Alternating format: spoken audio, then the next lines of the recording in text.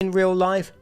That must be very exciting for you. Now, what I have here on this table is everything that I put in here. This is my speaker's bag. What do I have in my bag? Well, obviously I have a laptop. It has an HDMI hole. You're never really quite sure about what's gonna be there and what kind of technical team you're gonna have.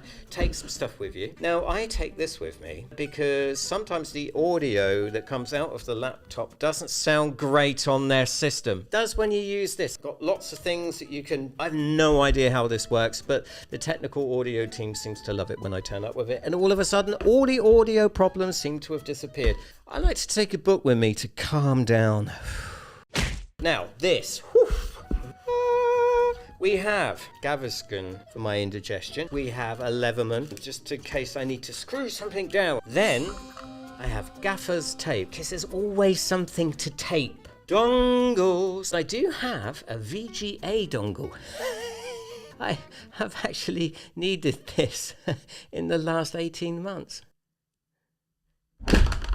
I always like to take a spare HDMI cable with me. An HDMI splitter, ladies and gentlemen. An HDMI splitter. Now, you may have been at a conference and the tech team have said to you, sorry, we can't have speaker notes down on the speaker. I have an HDMI splitter. Pens, I have the entire presentation and all of the source files, all of the movie files, it's all on. And finally, I have a clicker.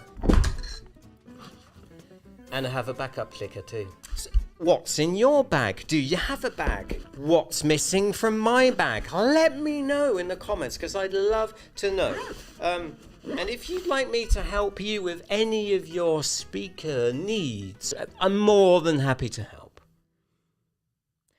In exchange for money.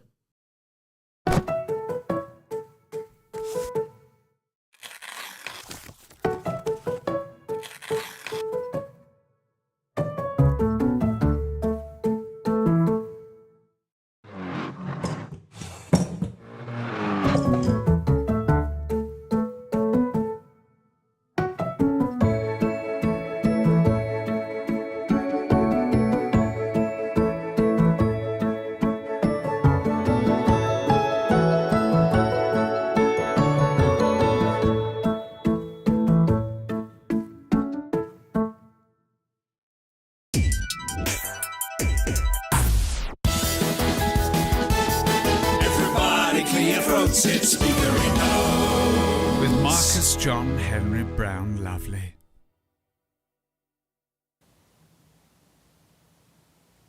Good afternoon, good evening, good morning, good day to you, wherever you may be in the world. This is the first episode of Speakery Notes live, and I'm talking to two people.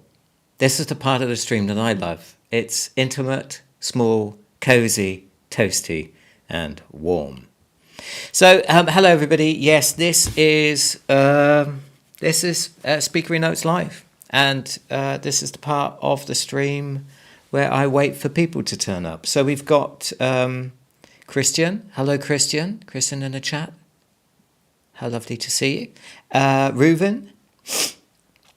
Nice to see you too. Thank you very much for the compliments on the intro. Put a lot of work into that. Optimum effort for my 3 loyal viewers and my 2 subscribers. If you fancy having saying hello in the chat, all you have to do is subscribe and say hello. So then, what is this all about? Well, the idea is that every Tuesday and every Thursday I dissect a video, I talk about why it works, I look at some things that I think we can learn from and how to become a better presenter, keynote speaker, virtual streamer, whatever. And I have a keynote that I'm working on that I will work on with you and share with you while it's kind of happening, which is quite fun, I hope. And what else are we going to do? Yes. So, and the Tuesday stream will always be in English. And the Thursday stream Donnerstag's stream. That's always going to be in Dinglish, my particular version of German. And at the moment I can see, yes, the hope for the German version in the chat. Reuven is waiting patiently, finally, for the German version of this stream. Marcus streaming in German. We've never done that before. Very much looking forward to it. I'm assuming that everybody's looking at it. That we are now up to 4 people watching the stream at, what's the time now? 5:05. Amazing. And I'm assuming that all 4 people watching are probably German, so I could speak German to you now. But you're going to have to wait until Thursday. All right, so what have we got? What are we going to do today? So I've got a keynote, a fantastic keynote that I was fortunate enough to see live in London for 218. It's Tor Garnett, Detective Superintendent Tor Garnett, speaking at the Marketing Society's Braver Conference back in 2018. It was amazing, a fantastic conference, and she was pretty much the highlight of the day, if we're honest. She was better than me, which isn't hard. But there we go. So we're going to be having a look at what she's doing.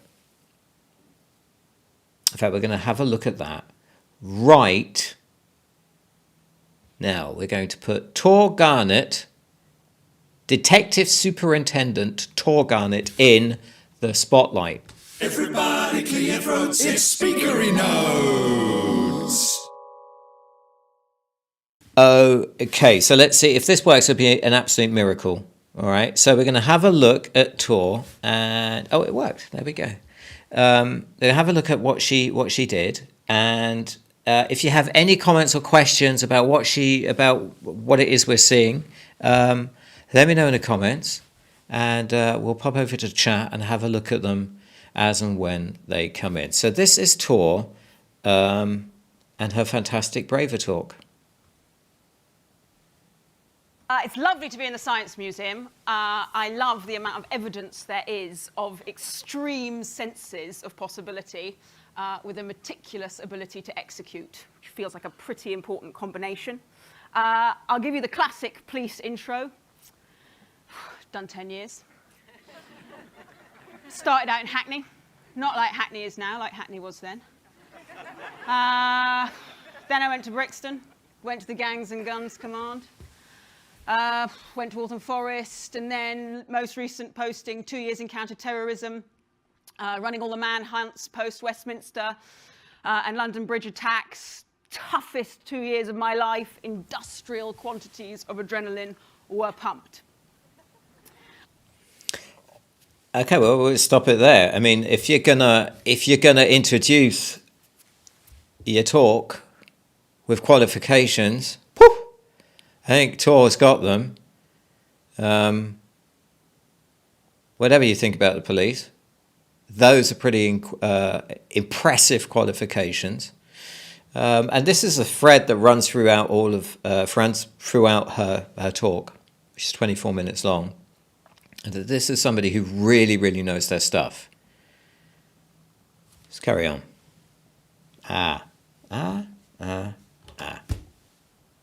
Buttons. It's a bit like The Bodyguard, but with much less shagging.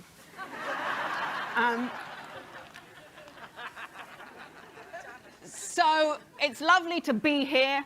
I really, really am a big fan of being brave and being braver. There's some pretty brave people in the police. I've been unbelievably impressed by how brave my colleagues are running into things when rightly everyone else is sensibly running away from them. And the majority of us joined because we want to stop bad things happening, and when they do happen, we want to be there for people as best we can. I've loved the operational day job, loved it, but at nights my passion really has been how do we help our brave people to be braver when it comes to reducing crime and boosting public confidence in policing. And I think there are basically three things, which is what I'm going to talk about, that I've learnt quite a lot around. And one is hierarchy, two is blame, and three is control. And these are the things that get in the way, I think, sometimes of us all being braver. So, but total transparency. We care massively in policing, and I care massively in policing, and I suspect you guys all care, because you couldn't read the Evening Standard or the papers and not, about violence and preventing violence. And that is our job.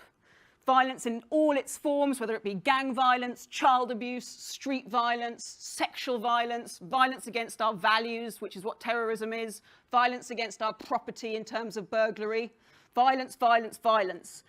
Violence against ourselves in terms of suicide. And it is not easy peasy lemon squeezy. It is difficult, difficult, lemon difficult. So in that respect, I'm really hopeful that I can persuade you, inspire you today about what you guys can do as the most influential audience I have ever been a part of to help us. So let's begin. 1, hierarchy. Boom. Let's jump in there. Now, you've probably noticed that when I do these breakdowns, I don't go into what I think they could do better. I don't think that's for me to say in this format, and that's something I would definitely talk to the people directly to. So I'm going to focus on the stuff which is just great, and there's a lot which is just great about Tor's talk.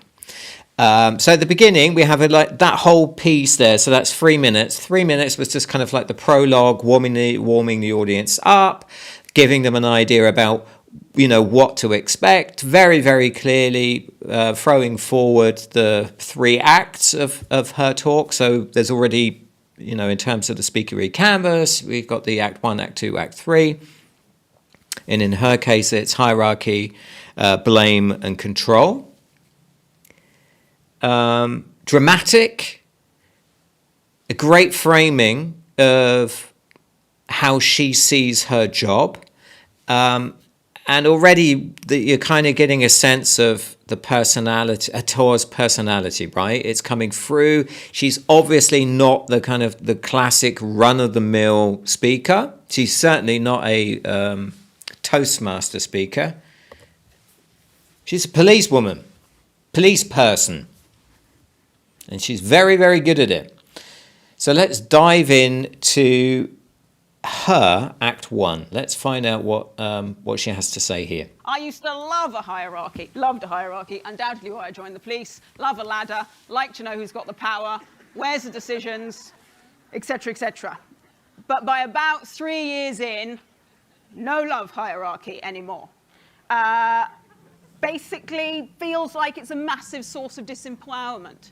The cultural sludge, the innovation killer, the going through the motions, oh, well, I'd like to do something about it, but, it's fucked, isn't it, really? So we can't have to be the bosses to do something about that. And I couldn't really go on with that any longer. So had to try and turn tide, because disempowerment and negativity feels so infectious.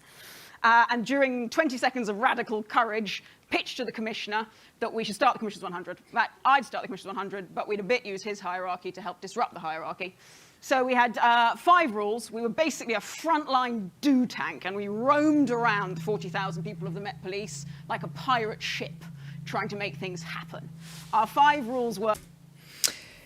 So there's a technique which I really love, and we use it a lot in media and media training as well. It's working with picture words, right? It's just a really nice way of describing a complex thing. It's packing it into a really, really chunky, broad stroke image.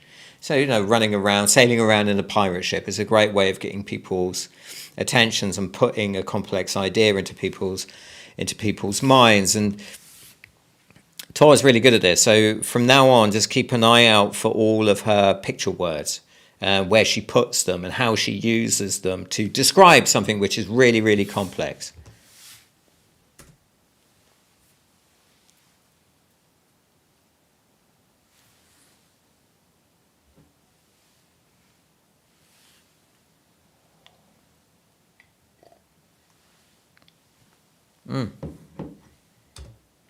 And no ostriching. Fourth rule, practical action, not strategic blah. And fifth rule, personal risk and responsibility in action, not just shopping. Sorry about that. I made a mistake, pressed the wrong button, and I did away one of her nicest gags. So we're going to go back and have a little look at that and what she did again. And during 20 seconds of radical courage, pitched to the commissioner that we should start the Commissioner's 100. That I'd start the Commissioner's 100, but we'd a bit use his hierarchy to help disrupt the hierarchy. So we had 5 rules. We were basically a frontline do tank, and we roamed around the 40,000 people of the Met Police like a pirate ship, trying to make things happen. Our 5 rules were first name terms only. Big deal in a uniformed organisation. So the commissioner, who was a great man, was Bernard. Second rule, no more money and no more people, and this must not be an excuse that we don't get on with it. Third rule, no peacocking, no seagulling, and no ostriching. Fourth rule, practical action, not strategic blah. And fifth rule, personal risk and responsibility in action, not just shopping lists for mummy and daddy who are higher up the hierarchy. So we went for it, and we did pretty well. We started with 15 people, and then we got 50, and then we got 100, with the aim to get 1,000, and then 10,000, and then we'd have 20%. We'd reached a tipping point. We'd tip the Met. Hooray! Overthrow the hierarchy. We ran 15 events and sprints over 5 years on all the big issues, tech and talent and culture and efficiency and bang. And we ended up probably through a series of very cool Dragon's Den pitches, and they were very cool. And don't judge me too harshly, we just got laptops in the Met last year. So we are, this was groundbreaking at the time. We got probably 10 big game-changing ideas through. Hooray! So it did work to a degree, but it wasn't really enough because about another 50 excellent ideas ended up in the graveyard of middle management permafrost. And we got to 1,000, pretty good, but that was only 2% because when we tried to franchise, we couldn't get it to stick. So the learning there was, yes, removing hierarchy is a cracking start.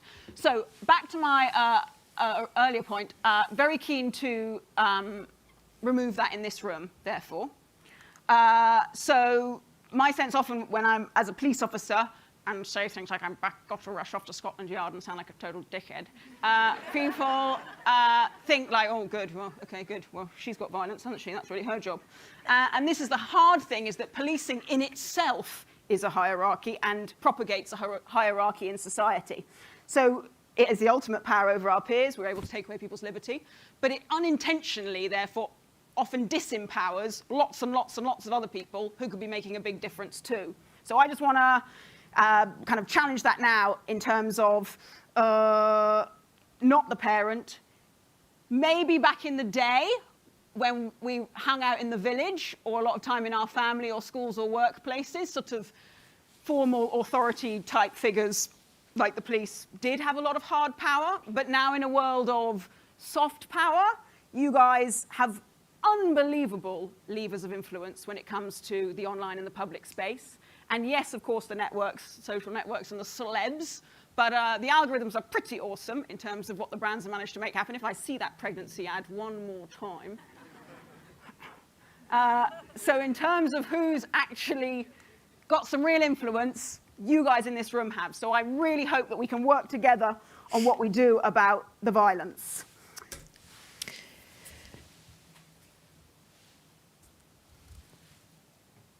It's interesting, isn't it? I mean, this is, every time I watch this, I have to remind myself this is a police officer.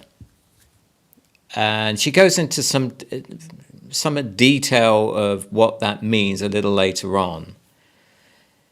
But this talk could have been given by another police officer in a completely different way, right? Very stoic, very, very stationary, very, serious, very, but she's just doing pretty much everything that I'm always asking people to do, which is to give 20% more of themselves than they're prepared to give. To perform it, to do it, to really kind of own that moment on the stage. And as a little kind of anecdote, I was sat next to her just before she went up to do it. And she was really, I asked her, are you nervous? And she said, I'm absolutely shitting it. And she was going through her notes and was very, very nervous. And then she just pulled this one out of the bag, just owning the moment. I think it's remarkable how she did it. And even though she's doing lots of things which I kind of ask or advise against, like looking at the big screen behind them and kind of rustling through papers and things, her performance just carries the whole thing. It's amazing. I think it's truly one of the best performances I've ever seen. Let's carry on. So, full permission given. However, it still won't be enough. We've removed the hierarchy, but it's not enough. Because secondly, blame. Blame seems to be a real challenge in our organization, and I think in general. You'll all have seen Brené Brown's video on blame, probably, but I'm going to play it again because I basically think it should be watched every day because it's the best 3 minutes you can spend. How many of you are blamers? How many of you, when something goes wrong, the first thing you want to know is whose fault it is? Hi, my name is Brené. I am a blamer. Let me just tell you this quick story. So this is a couple years ago when I first realized the magnitude to which I blame. I'm in my house, I have on white slacks and a pink sweater set, and I'm drinking a cup of coffee in my kitchen. It's a full cup of coffee. I drop it on the tile floor. It goes into a million pieces, splashes up all over me. And the first, a millisecond after it hit the floor, right out of my mouth is this: damn you, Steve. Who is my husband? Because let me tell you how fast this works for me. So Steve plays water polo with a group of friends. And the night before, he went to go play water polo. And I said, hey, make sure you come back at 10, because I can never fall asleep until you're home. And he got back like at 10:30.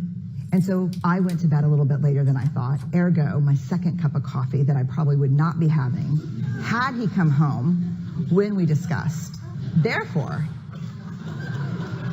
and so the rest of that story is I'm cleaning up the kitchen. Steve calls, caller ID. I'm like, hey. He's like, hey, what's going on, babe? What's going on? So I'll tell you exactly what's going on. I'm cleaning up the coffee that spilled all, like dial tone. Because he knows. How many of you go to that place when something bad happens, the first thing you want to know is whose fault is it? I'd rather it be my fault than no one's fault. Because why? Why? Because it gives us some semblance of control. But here, if you enjoy blaming, this is where you should stick your fingers in your ear and do the na thing, because I'm getting ready to ruin it for you. Because here's what we know from the research. Blame is simply the discharging of discomfort and pain. It has an inverse relationship with accountability. Accountability, by definition, is a vulnerable process. It means me calling you and saying, hey, my feelings were really hurt about this, and talking. It's not blaming. Blaming is simply a way that we discharge anger. People who blame a lot seldom have the tenacity and grit to actually hold people accountable, because we expend all of our energy raging for 15 seconds and figuring out whose fault something is. And blaming is very corrosive in relationships, and it's one of the reasons we miss our opportunities for empathy. Because when something happens and we're hearing a story, we're not really listening. We're in the place where I was, making the connections as quickly as we can about whose fault something was.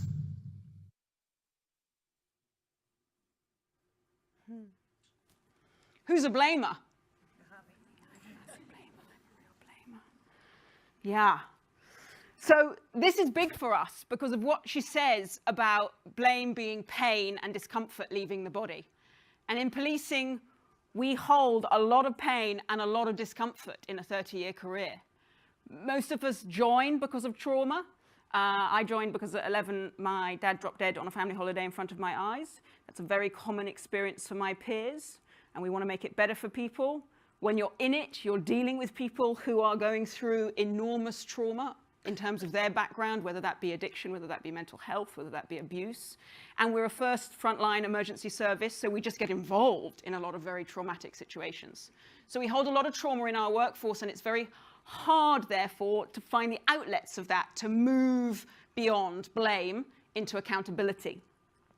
I think that a lot of us feel angry about what we end up dealing with because there's no right, wrong, good, bad answer. You know, whether it be that you're going into a family and mum's suffering with addiction, there's a 4-year-old and a 2-year-old, there's no sheets on any of the mattresses, there's hardly any food in the cupboards. Do you or do you not take them into police protection? Does that or does that not help in their long-term life chances?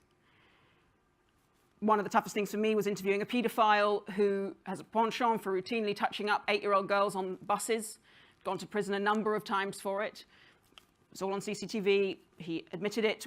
He was back off to prison, and he wept and wept across the table, begging for chemical castration.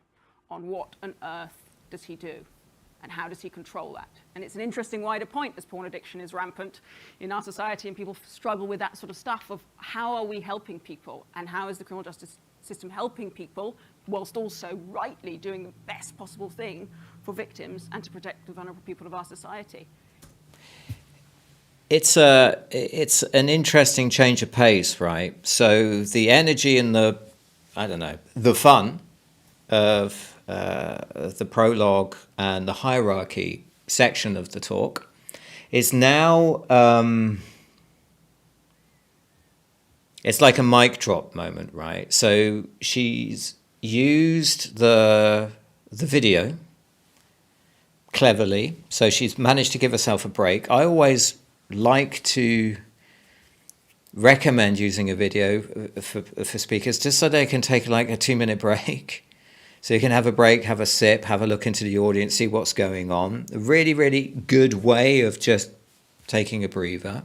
But the video is also used to kind of change the pace of the talk.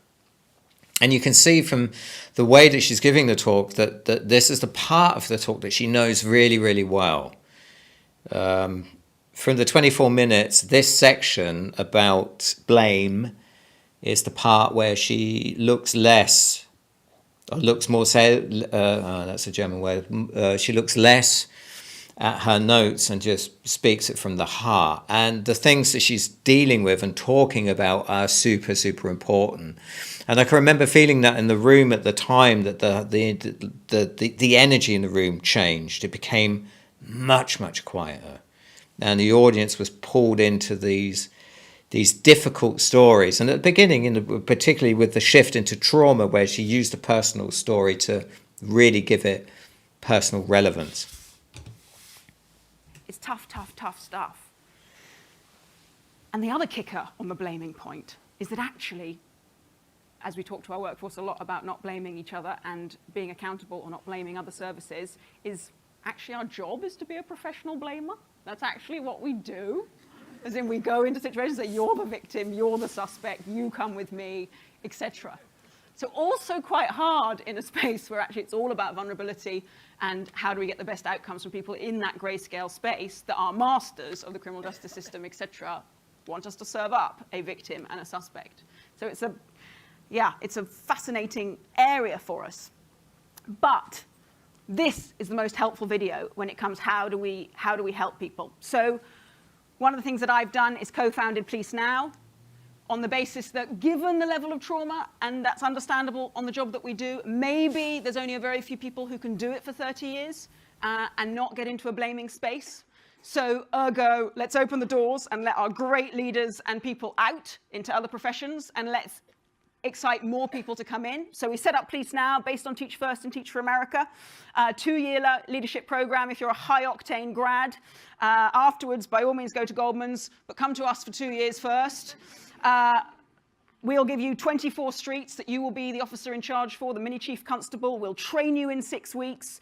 We went out of the Met as an independent social enterprise. A third of our curriculum's on resilience and that well-being space in order to hold people into a place of accountability, not blame, and having an impact every 100 days. They have to give impact presentations, little mini TED Talks on what they've done for their communities. It's going pretty well. We're in our 4th year. We've had 800 people through. It's more competitive to get into than Oxbridge. And the research is showing that amongst young people, confidence in policing is 17% higher in Police Now wards as opposed to non-Police Now wards. Applications are open. So anyone you know, come and join us, come and help us. I'm hopeful that this starts to trailblaze some of the realities of actually it's okay to come and make a difference and then it's okay to leave, because a bit sometimes you have that sense of left after 5 years, had a breakdown, can't cope, as opposed to thanks so much for your service, which is what the Americans are so good at. So on this blame point, let me be clear back to my previous point under hierarchy of help us, please help us. I don't want anyone to misinterpret that of a like blame space. It's not me saying, oh, you guys influence over online space and public space and the violence is ramping away. It's your fault. One's not saying that at all. And nor is one saying, I'd like to help, but really there's nothing we can do in policing, because that's not true either. And that's what's so annoying about this, is it's not your fault and it's not my fault. It's our collective responsibility. We've got to not blame each other, but we've got to hold each other to account. And that's maddening, because actually that sort of balanced, grayscale, collective approach is way less convenient than a phenomenally simple, extreme binary one. Which comes on to the next and final point around control. Who loves control? I am an absolute... Okay, so segued now into Act 3, which is the control piece. But what she just did there was she pulled the audience in and made them think about, or made us think about, you know, our role in this conundrum of living in society and, you know, wanting to have police around but not wanting to have, like the complexity of what it is that they do and how we react to it and what we do with it. Just to give you some background into that audience, so I'm not quite sure how big that audience was. The space, as you can see, the stage is amazing. It was in, if I can remember rightly, it was in the Science Museum in London. It's the best stage I think it's the best stage I've ever stood on. I performed the passing at this event. It was fantastic. The team were amazing. The audience were wonderful. They were brilliant. They were up for it. They were fun. But the thing about where Tor is now currently standing, if you look down there, the seating went all the way up to the back. Very, very steep seating. And I think there must have been about 300, 400 people in there. If there was anybody there who happened now to be watching, hello, everybody. Hello, everybody who's now tuned in. Welcome to the stream. We're looking at what Tor Garnett was up to 2018 at the Marketing Society's Braver Conference in London. Welcome. It's great to have you here. So it was an auditorium packed full of marketing people, and she's just pulled them into her world now. Nice little relief at the end, just to like take a little bit of pressure off of the density of the whole blame piece, which was great. And now her body language has changed again, and we're moving into control. So let's carry on. Absolute control freak. God, I love control. And I think it comes on to where being braver comes in to play. So the hardest time I think it is to be braver, or that I find hard, is when it's highly likely you'll fail. Because I'm thinking, I just won't take it on. And the stuff that I find hardest to be braver about is the stuff that I really care about, but don't have much control over. Because those things feel immensely painful. And it's interesting, 100 years since the First World War, and the celebrations for that on Sunday, you think about how so many of those people were being brave when it was highly likely that they would personally fail and they would personally die on something around maintaining a sense of British values in a situation that was pretty hard to control. So I think it's a good space to think about around control and being braver. So in policing, we know a lot about failure. Every crime that we investigate is our failure to have prevented it in the first place. And we care hugely about violence when we don't necessarily have as much control as we would like. This guy is a very sexy Detroit cowboy and also the grandfather of non-violent communication. And what he interestingly propagates, and you'll have heard it all in the news, a public health approach to violence, violence as a contagion. That's absolutely what we see. Our suspects and perpetrators are our victims and witnesses of yesterday. Across all the violence, that's what we see, is that people who perpetrate have experienced in their past. It's absolutely a contagion, and the public health model is utterly the way to go. This guy, non-violent communication, his view was that violence is a tragic suicidal expression of an unmet need. And I think that's absolutely right. It's a tragic cry for help, violence is. And that violence propagates violence. So don't use violence to solve violence. That is not the answer. Again, quite tricky for the police because we ourselves are a violent force. As in, to take away somebody's liberty is a use of force and therefore another violent contagion. So quite challenging, and arguably some would argue that our attempts to control it can therefore make it worse because it's putting more violence into the system. So what have we tried to do about that? Well, I and some mates set up Take 90 earlier in the year. So this was about, okay, let's not pretend that we control everything. Let's push this wide. Let's learn from the marketeers. Let's try and sell off the positive and show, don't tell. We got 90 organizations together to back us. We had 5 WPP ad agencies, Gray, Hills and Knowlton, Conan Wolfe, PSB, and Group M, who came together. We ran 3 100-day sprints to say, please help, what could we do? Ooh, how could we do this? The creative that one came up with in the campaign was around Take 90, based on the science, the museum would approve, that it only takes 90 seconds to let anger pass. Targeting low-level aggression and everyday violence in society and in public spaces and online. So trying to say, actually, on this contagion approach, everything that we can do to reduce the amount of contagion in society is a great, great thing. So let's start here. Let's get way more role modeling of how you manage difference in a fast-paced world. So we all know what it feels like to be in our lizard brain, and certainly my sister can provoke me like nobody else to get into my lizard brain. Normally, I would not be able to respond to her in 90 seconds if I lived in the 18th century. I'd have had to have written her a letter, and I would have had a lot more time to therefore come out of my lizard brain. But now I can send a snarky WhatsApp just like that. So this point of, as society and London and Britain gets more and more diverse, we have to navigate more and more difference, and we're asked to respond within 90 seconds. If we don't improve our emotional literacy, we're in real trouble. And what we'll see is, part of what we do see, a whole load of snarky role modeling of violent language, aggressive behavior, et cetera, et cetera. So it's not like, oh, it's a problem over there where so-and-so stabbing so-and-so. It's actually a problem like right here in our managing our own responses to stress and overwhelm, et cetera. So this was Take 90. We had a very successful launch, hooray, all pro bono, but lots of people kindly ran the ads. Newsnight counted down from 90 seconds at the end of their show, hooray.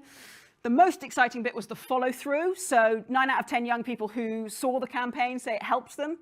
7 out of 10 felt the audience felt it addresses a serious problem in their daily life. 6 out of 10 said they'd used the tools from it, and 6 out of 10 said they'd spoken to others.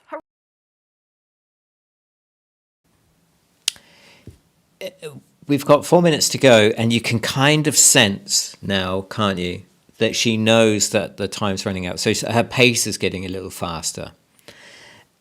In that last little section, I wanted to let it run out because just so you can get a real sense of what the third act is about.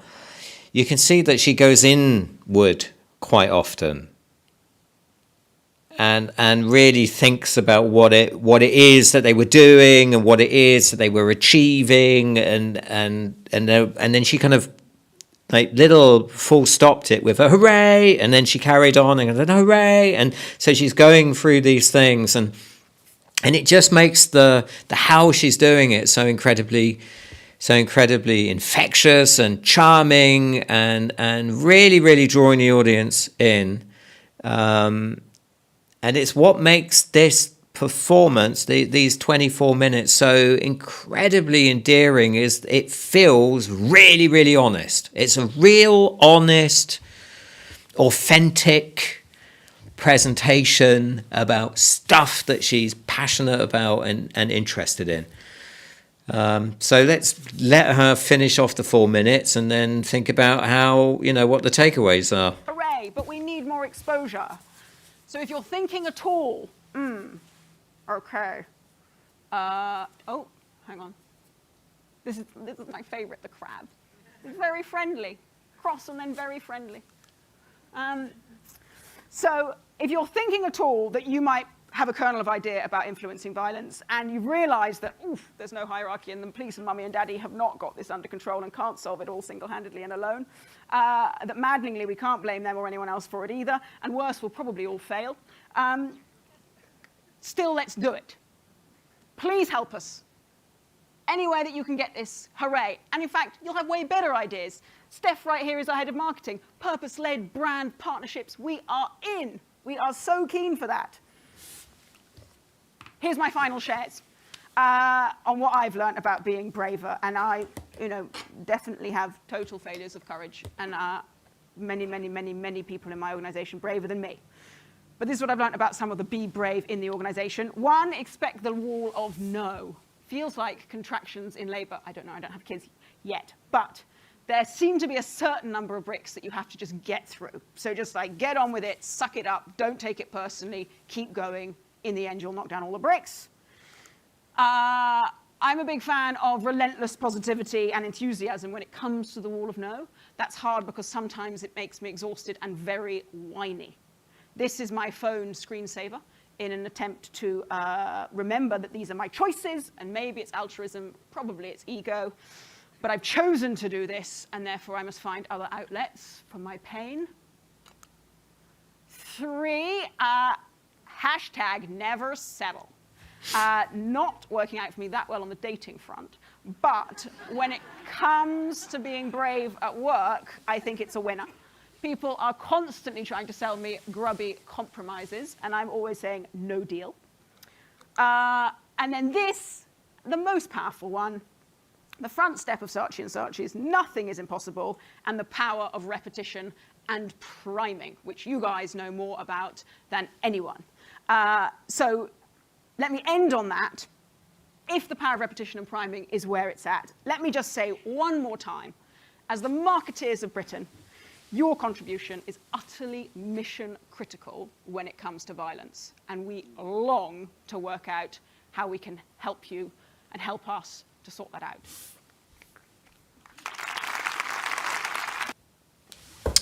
So that was Detective Superintendent Tor Garnett from the Metropolitan Police at the London Braver Conference from the Marketing Society. Why do I think it's so good? Well, I think her performance was incredible. It was infectious. It was a delight to watch. The entire room went on a journey with her. She took them on a journey, and they loved it. I loved it. She was just amazing. And the thing about that talk, which I think is important, is that in some way, is that it changed the way I thought about the work that the police did and do. And I think that's probably a good thing. So Tor, if you ever stumble across this tiny little video, well done, you were magnificent. So, well done everybody. Right then, that's that. Her talk also lines up really, really neatly to everything that this thing here talks about, right? The Speakery presentation canvas, audience, it was on point. She was always talking to the audience, the marketing people in the room. She specifically addressed the people in the room at the end with things that she was hoping to get across. Audience takeaways were really, really clear. She did that at the end as well. Lots and lots of external and internal stories, which were magnificent. Very, very clear Act 1, Act 2, Act 3 with her hierarchy, blame and control, and her one big thing, the importance of what it is that they are doing. So, a link to that talk so you can have a look all on your own in the comfort of your own stream will be in the show notes down in the description when I finish, when the stream is over. Right then, what are we going to do now? Just going to have a look in chat.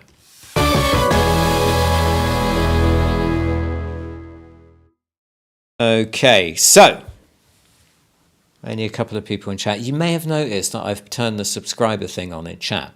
Didn't want any riff-raff coming in here, posting nonsense in the chat. But we do have Christian and Reuven in the chat. They were there right from the very beginning. If you're still there, hello. And thank you for writing something. They're both German. They'll probably want to join the Thursday streams, which will be in German, or my version of German, which is called Dinglish, or Marcus. That's my version of German. So Reuven's still there, excellent. Reuven complaining that Tor was speaking a little too fast for him. Yeah, I can understand what you mean. So, but that's the energy that she had. Everybody in the room understood it. Have another look at it. Watch it in your own time. I'll post a link in the comments, in the description. Why can't I ever get that right? And you can have another look at it on your own. Reuven. And compliments from the intro. That any of you who are watching now, you probably don't know what the intro looked like, so I would recommend that you join from the beginning next time. Oh, look, kick the camera. Okay, so that was chat. Not a lot going on in chat. If you want to say hello, if you want to say something, if you want to comment on Tor's presentation at the Marketing Society in 2018, do that. Okay, so I need. You think Reuven thinks he's going to love my Dinglish version? I don't know. Let's see. Let's see what happens. I'll be looking at a German keynote, which I haven't chosen yet. So Reuven, Christian, anybody else who's watching, if you would like me to watch a particular German presentation, pop it in the comments, in the chat, and I'll have a look at it and see if we have a look at it on Thursday. You know what? I need a quick break. I need to grab something to drink, so I'll be right back. 25 years ago, I asked myself a question. I once reminded myself of a time. That time is now. Let us look at the present for what it really is. The status quo at this moment, or what we have come to call the unequivocally now. Today, 50% of all those who raised their hands agreed. But there's another 50%, the quiet 50%, the silent 50%. That now is then, past, gone, transpired. And I think I speak for all of us here when I say that journey was painful, stony, not without mishap, and certainly loud. 33% of the silent 50% spoke up. Another 33% raised their voices. But the rest? That now is then, but now is here. So what does that mean for business, for culture, for society, for politics, for you? It means that we can learn from the new now. That now, which is now or then, was a failure. But we, together as one, as a unit, as a community of fellowship, united in optimism and hope. In closing, firstly, move on. Secondly, focus. Thirdly, why not? Next, embrace. Finally, ask questions. 25 years ago, I asked that question. Today, the answer is in all of us. Thank you.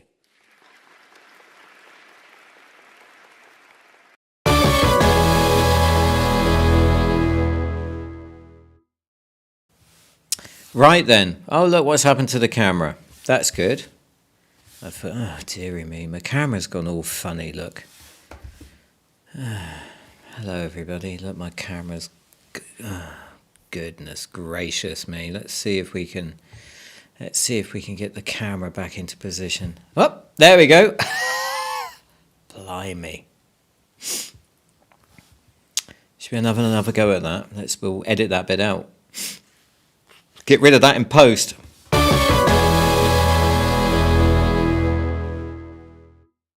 Better. Okay, so back to chat. Some other people have stumbled in now. Sebastian Kyle has joined us from Hamburg, I believe. Well done so far. Thank you very much, Sebastian. I'm delighted you're enjoying it. Cliff Agogo from the southwest of the United Kingdom. Sorry, I missed the beginning. Marcus mistakenly thought it was a GMT.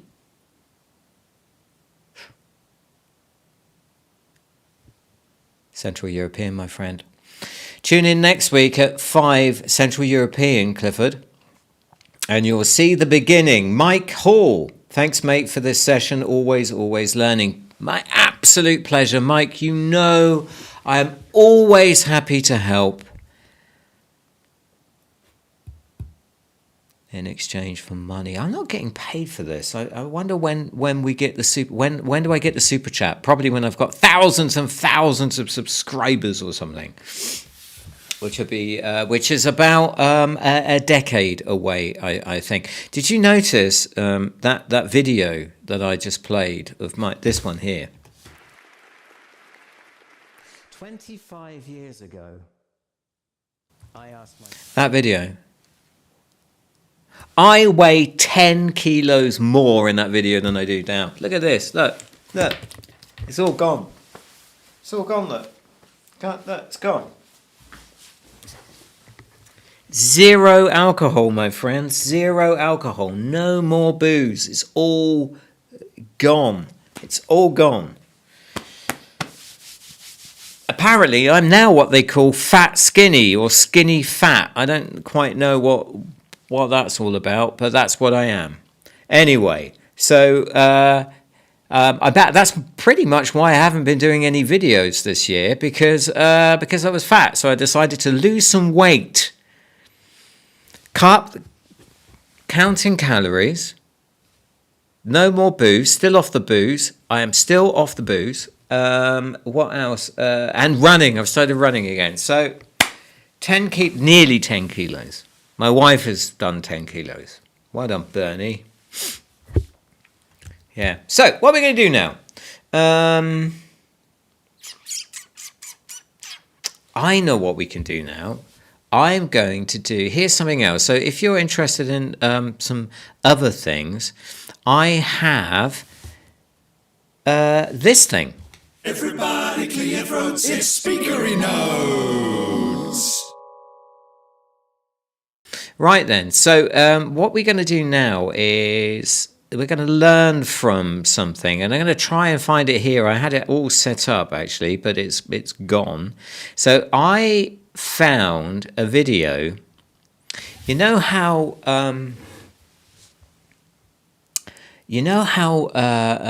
YouTube Shorts kind of, they'll just, the algorithm, right? The algorithm will just throw stuff your way. Well, it threw something my way, which I thought was really, really interesting, which is what this section of the stream will be about. So this is the first stream, right? So we've got some teething problems, but that's okay.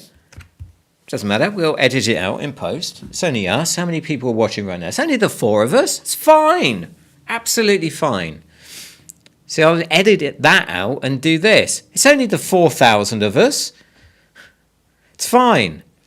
So the algorithm played me this video, and I'm kind of hoping that it's around about the right place. And it's Quentin Tarantino at the 1992 Cannes Festival, and he's being interviewed about Reservoir Dogs. It's fascinating. I'll put the link to the video down in the description when this thing is finished, because you can see how he was dealing with media and early on in his career. It's really, really interesting to watch, especially if you compare it to where he is now. But they're asking him about working with the actors. So, and this is something that I think event agencies, comms people at comms people client side can learn a lot from this video here. So let's have a look at what he says. I think I should be round about the right place. So let's see if this works. As an actor who wanted to be a director, or a director who eventually... That's my training, my realization that... How did you work with the actors? Here we go. That I am a filmmaker. And I act pretty good, but what I really want to do is make movies. How did you work with the actors? I imagine each actor is different from the other. That's a tricky part about doing like an ensemble piece like this, because you put together 6 actors. Not only are you dealing with 6 different personalities, you're dealing with 6 different ways of working, and you're dealing with 6 different acting styles. One guy needs a lot of rehearsal, another guy doesn't like any rehearsal at all. One guy's naturalistic, one guy's method. So that's tricky. How I did it, I don't remember necessarily, other than just you deal with each of them as individuals. Some directors will like say, this is my way of working with actors, and boom, and everyone has to adjust to him. And I think that's just ego, because you want the actor to deliver you the best he has. And if he has a special way of working, then you have to make things work for him. Now, I think that's really interesting, right? The complexity of working with the actors on Reservoir Dogs, that must have been bonkers, right? Because you had, look at the caliber of the people who were acting in that film. And over the course of the last, 3-4 years now, I've had the privilege of working with a wide range of corporate people doing things that they're not normally supposed to do, right? So business people, CEOs, senior management, particularly during the pandemic, have been put on stages and asked to perform for Hollywood-grade corporate events. And a lot of the time, the comms people will set up decks and I just hope that they'll all perform in the same way, but each one is completely different. So I think what we can learn from that is that when you're working with what I call corporate talent, okay, so, if you've ever done stage management or direction in a TV studio or in a live event, one of the things you're most happy to say into the microphone is talent is ready. So when you're working with corporate talent, you have to really work with what it is work with the way that they work and find who they are and use that to make sure that what they're doing on stage in front of the camera or in front of a large audience is going to be great. So I think that's what we can learn from Tarantino when you're working with corporate talent. So that's all I have to say about that. I hope that was... does that make sense? If it made sense, let me know in the chat.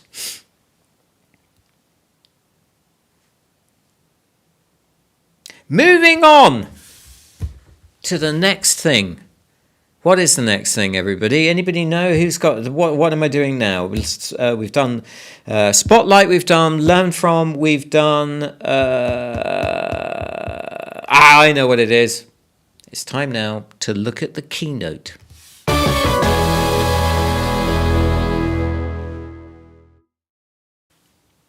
Okay, look at that. That worked, blimey. Okay, so here's the idea.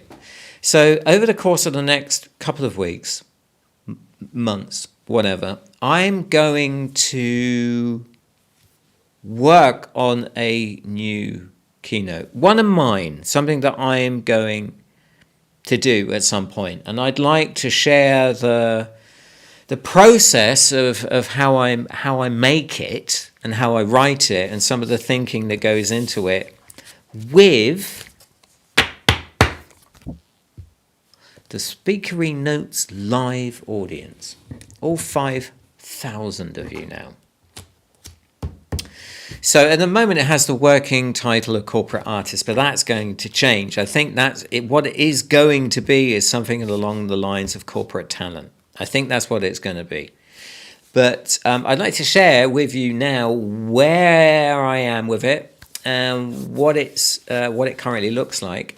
The bit that I'm going to show to you now, I've already presented. So this is a bit of a remodeling, restructuring, rethinking of something I've already done. So I did this for the first time last year in October at Kingston College of Arts, which was fun. Very much enjoy doing it. So let's kind of go through this very, very quickly. I don't want to waste your time because your time is precious. But the idea of this is thinking about the ideas and the way an artist work and how corporate talent can use it and how the fact that an artist might be corporate talent too. That's the rough thing.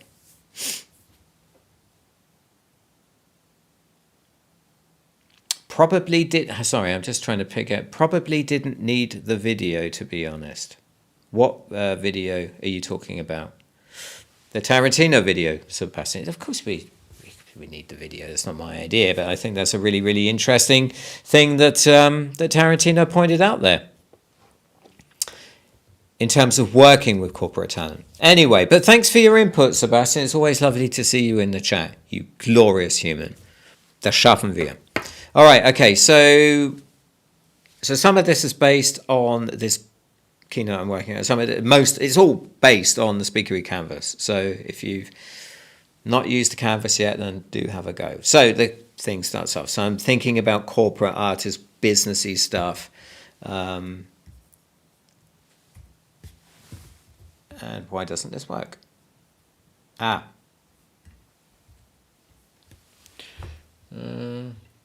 Here we go. There we are. All right.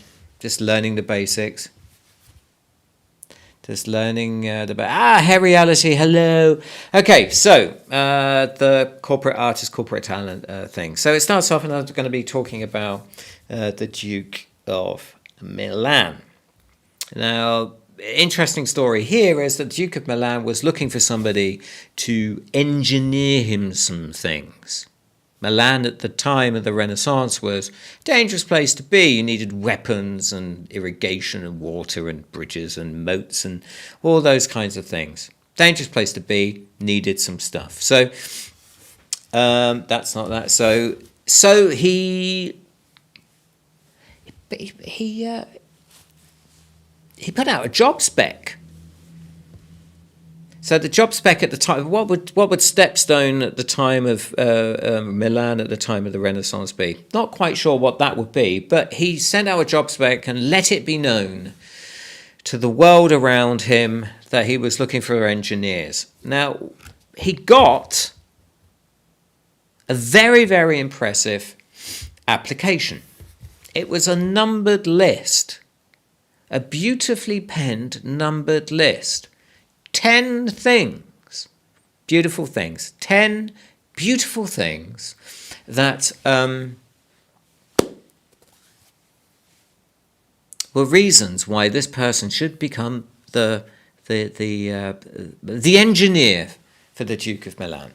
So I listed them all there, and some of them are there. It's like we can make bridges and cannons and things. It's wonderful. And at the end, you can say, I can also execute beautiful paintings and statues and things.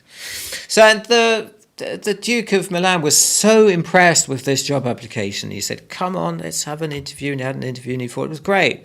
And he hired this guy. And 10 years later, this guy, this engineer, had his first commission, had a beautiful commission for one of those, and I can also make beautiful things out of clay and paint and paintings and things. And he painted this picture for the Duke of Milan. That's right. Leonardo was a corporate artist. He was corporate talent. He was business talent. So that's how this kind of talk is going to go, right? I'm going to pull them in with some stories around it, or something like this, something like the son of a goldsmith becoming a brand, the idea of somebody becoming a brand. So 14th century Nuremberg. Some say that Nuremberg actually still looks like this to this day. And, you know, some of those towers are in fact still there. I have a lot of time for Nuremberg. I spent many, many, many, many weeks there a couple of years ago. I've got bruises and scratches from Nuremberg. So, the son of a goldsmith. So, who are we talking about? Obviously, we're talking about Albert Dürer, right? So, Albert Dürer was the son of a goldsmith, very, very talented artist, as you can see here. Just brilliant at what he did. But what he managed to do was he managed to create scale into his business by creating prints of his work. But, and this is important because we're going to pull him in with some more juicy information, the secret to his success wasn't that he was such a great painter, although painter and drawer and etcher and graver and printer, although those helped, it was because of Agnes Dürer, his wife. Agnes Dürer was the brains, the entrepreneurial power behind the brand of Albert Dürer. Without her, he wouldn't have got any money. She spent most of her time hunting down counterfeiters. You know, Agnes. Got a lot of time for Agnes. She was the smart one. Albert just had curls. Okay, so we've got that. Then we're going to bring the audience in here. This is an idea. And if you have any ideas for, you know, other things that we can add to the talk, then please do pop them in. More than happy to consider and put them in. So here's another one. So this is Damien Hirst. Now Damien is, of course, he's a bit of a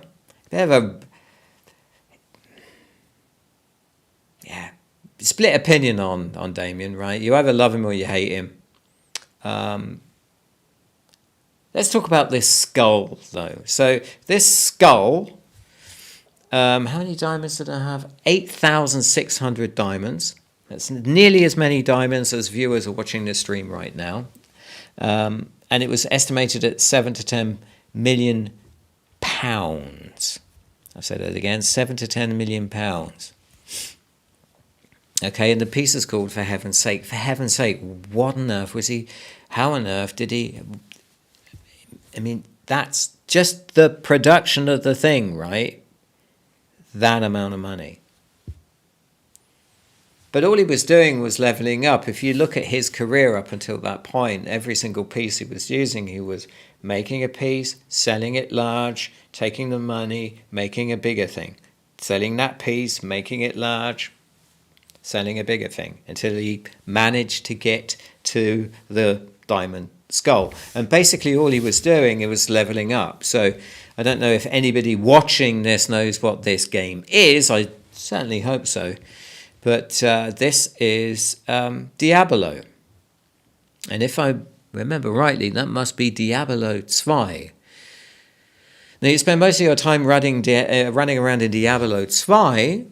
Diabolo 2. Let's keep it English, Marcus.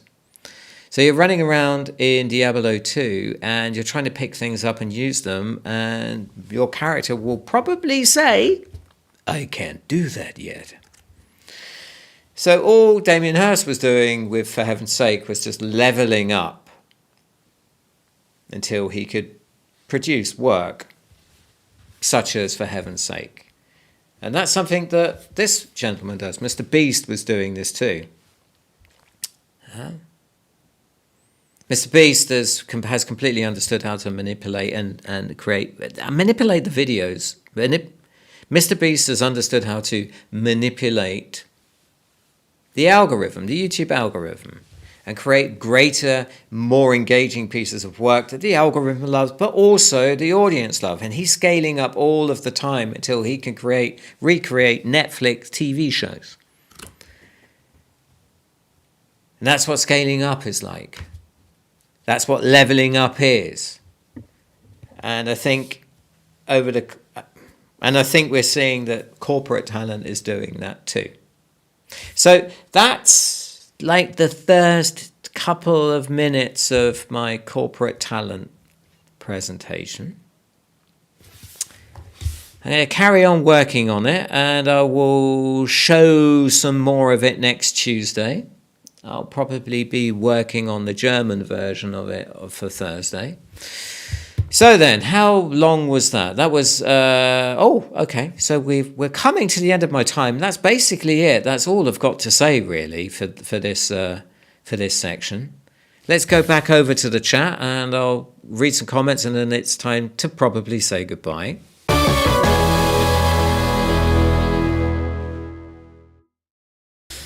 Okie dokie. So I think I understand what Sebastian was on about not needing the video. So I think we needed the video. I might do another little video, a supercut of what we've just seen, Sebastian. Hey, Reality, great talk again. Lovely to see you in the chat. Good friend, good sir. He started Diablo 2. It's a great game. Diablo 2. See, I've lived it for so long. For me, it's Diablo 2 and not Diablo 2. Christian has to go now. Hope this will be published. Have a nice evening. You have a nice evening too. So that's it. That was kind of like the what is this? This was the alpha version of the stream. I've done it. It's done. It's in the bag. It's in the can. I hope you enjoyed it. Thank you very much for watching. This coming Thursday at 5 o'clock Central European Time, I'll be doing a stream, Speakery notes, English, German. So if you're German, schau mal vorbei. Ihr seid herzlich eingeladen. Yes, and next week, same time, same place, Tuesday, YouTube, 1700 hours Central European Time. That is 1600 hours Greenwich Meridian, and whatever time it is where you are when it's 1700 hours Central European. So hope to see you again next time. Until then, thank you very much. I know you probably want to know what camera this is that's moving. It's not moving now, is it? Huh? I might explain that next week. Okay, so thank you very much, and enjoy the rest of your evening, your afternoon, your mornings, and hope to see you soon. Stay safe, and thank you. Goodbye.